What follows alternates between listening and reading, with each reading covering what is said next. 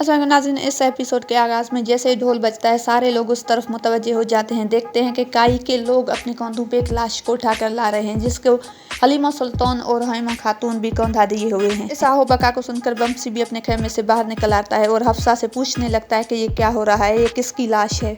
हफ्सा बमसी से कहती है कि इस वक्त आपकी तबीयत सही नहीं, आप वापस चले खेमे में।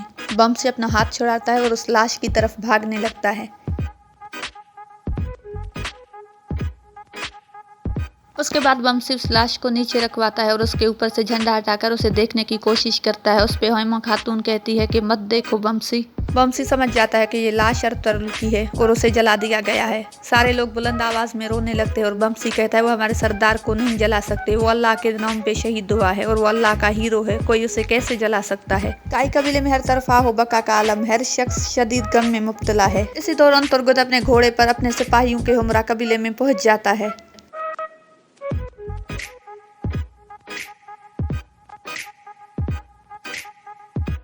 ये मंजर बाकियों की तरह तुर्गुत के लिए भी बहुत ही तकलीफ दे होता है। तुर्गुत भागता हुआ आता है और उस लाश के करीब खड़ा होकर हैरानी से देख रहा होता है। इतने में गुंदूस अपने खेमे से भागता हुआ आता है और कहने लगता है, क्या ये मेरे बाबा हैं वालदा?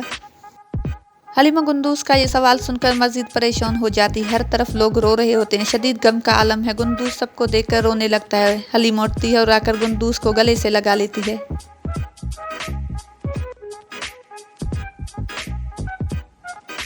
तुर्गुत हैरानी से पूछने लगता है, ये किसकी लाश है बमसी? बमसी कहने लगता है, दुनिया की कोई आग हमारे सरदार को नहीं जला सकती। ये सुनकर तुर्गुत और बाकी सारे सिपाही समझ जाते हैं कि ये अरतुगरुल की लाश है और सब ये सुनकर रोने लग जाते हैं।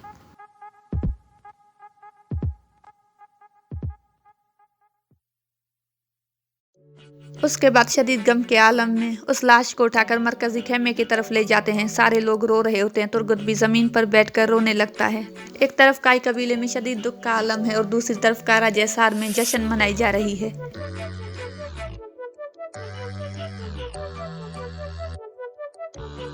सारे सिपाही नाचकर शराब पीकर जश्न मना रहे होते। इतने में आरस भी बाहर निकल आता है। आरस सबको देखकर मुस्कुराने लगता है और सारे सिपाही आरिस को देखने के बाद आरिस जिंदाबाद के नारे लगाने लगते हैं।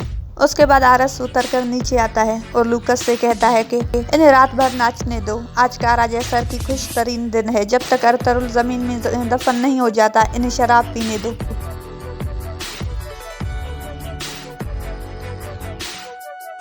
इतने में एक सिपाही आता है और आरिस से कहता है कि जनाब ये ताजिर सिमको है, ये आपसे मिलने का शरफ हासिल करना चाहता है। उसके बाद आरिस उसे हाथ के इशारे से अंदर बुला लेता है।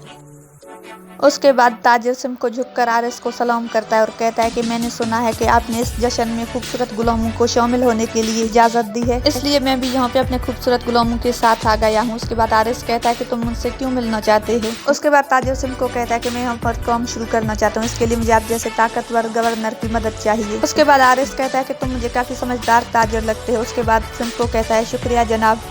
उसके बाद ताजिर सिमको कहता है कि मैं इस मुलाकात की खुशी में आपको कोई तोहफा देना चाहता हूं, अगर इजाज़त हो तो। उसके बाद आरिस कहता है कि इजाज़त है। दूसरी तरफ काई कबीले में शदीद गम का आलम होता है। सब लोग रो रहे होते हैं। हलीमा अरतुगरुल का खंजर निकालती है और कहने लगती है कि अरतुगरुल के मौत के 40 दिन से पहले हम पर वाजिब है कि हम उनके कातिलों को अंजाम तक पहुँचाएं और इसका बदला लें।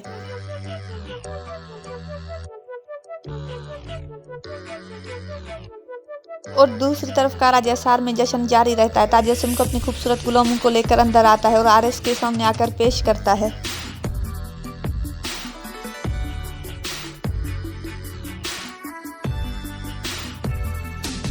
उसके बाद आरिस उन्हें गौर से देखने लगता है और नीचे आकर उनके पास खड़ा हो जाता है और सिमको से कहने लगता है कि तुम्हारे गुलामों को देखकर लगता है तुम एक बहुत बड़े और बेहतरीन ताजिर हो।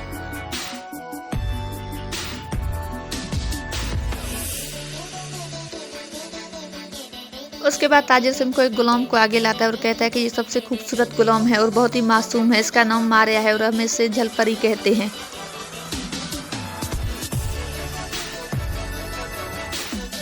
आरिस उसे देखने के बाद कहता है कि ये बहुत ही खूबसूरत है। उसके बाद ताजिर सिमको कहता है कि ये मेरी तरफ से एक छोटा सा तोहफा है और आज के बाद ये आपकी मलकियत है, अगर आज से आप अपने पास रखें तो मुझे खुशी होगी। और उसके बाद आरिस कहता है कि मुझे कबूल है और आरिस कहता है कि तुम जैसा अक्लमंद ताजिर ही इस तरह की खूबसूरत और कीमती तोहफा दे सकता है। आरिस बहुत ही गौर से मारिया को देखता है और उसके बाद अपने एक सिपाही को बुलाकर कहता है कि इसे अंदर कमरे में ले जाओ, ये हमारी मेहमान है और आज रात ये आराम करेगी।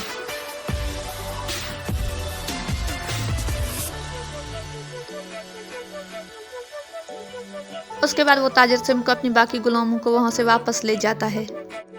और दूसरी तरफ काई कबीले के शिफा खाने में तमाम सिपाही बैठे होते हैं, शदीद गम और गुस्से में तड़प रहे होते हैं। और बमसी कहता है कि कोई हमारे सरदार को कैसे जला सकता है। और बाकी सिपाही रोकर कहते हैं कि अब हमें किसी भी सूरत अपने सरदार का इंतकाम लेना है। उसके बाद तुर्गुत कहता है कि हमें हमारे सरदार के इंतकाम के सिवा कुछ भी सोचना हम पर हराम है। सरदार की तदफीन के बाद अपनी जानों की परवाह किए बगैर उनके इंतकाम के लिए निकलेंगे।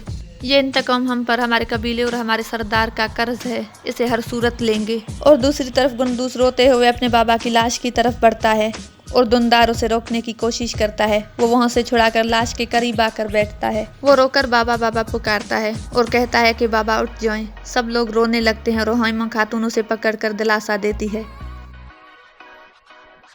और दूसरे दिन कबीले के तमाम लोग मरकजी खेमे के बाहर खड़े होते हैं और सादातीन कोपैक भी वहां पर पहुंच जाता है।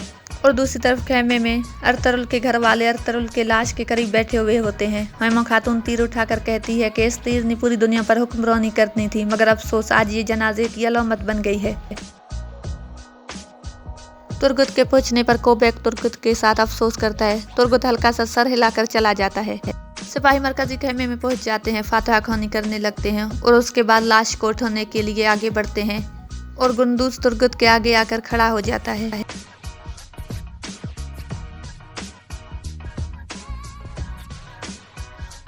उसके बाद सिपाही आगे बढ़ते हैं और अरतरुल की लाश पर आकर सलाम करते हैं, सर झुकाते हैं और उसके बाद उस लाश को उठाकर बाहर लेकर जाने लगते हैं।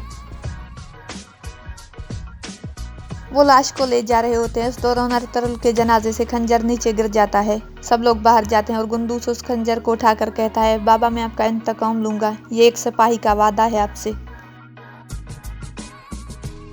उसके बाद लाश को लाकर मरकजी खेमे के बाहर रख दिया जाता है। मौलवी साहब नमाज की नियत करता है और सारे लोग सफ में खड़े होते हैं।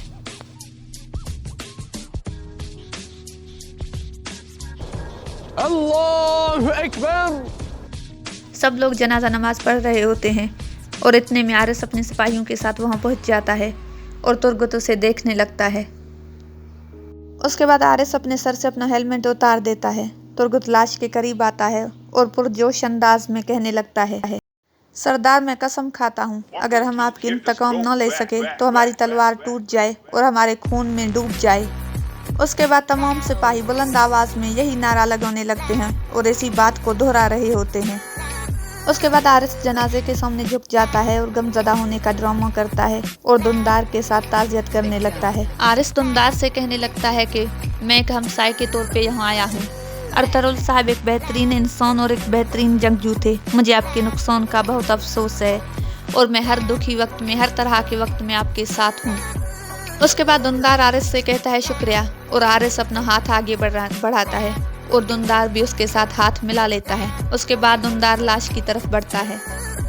काई के लोग शदीद गम और बुलंदोबाला नारों के साथ अरतरुल को दफनाने लेकर जाते हैं और एक तरफ आरिस और कोपैक आपस में बातचीत करने लग जाते हैं और दूसरी तरफ काई के लोग अरतरुल को दफनाने के लिए कब्रिस्तान ले आते हैं और उसकी आखिरी रसूमात कर रहे होते हैं। गुंदूस अपने बाबा का खंजर और उसकी टोपी उठा कर आता है, उसे चूमता है और उसके कब्रिस्तान पर रख देता है।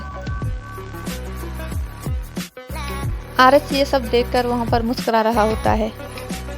उसके बाद तुर्गुत खड़ा हो जाता है और सबको मुखातिब करके कहता है, ए काई के बहादुरों जान लो कि ये अजीम मकसद ता कयामत चलेगा, ये कभी ख़त्म होने वाला नहीं।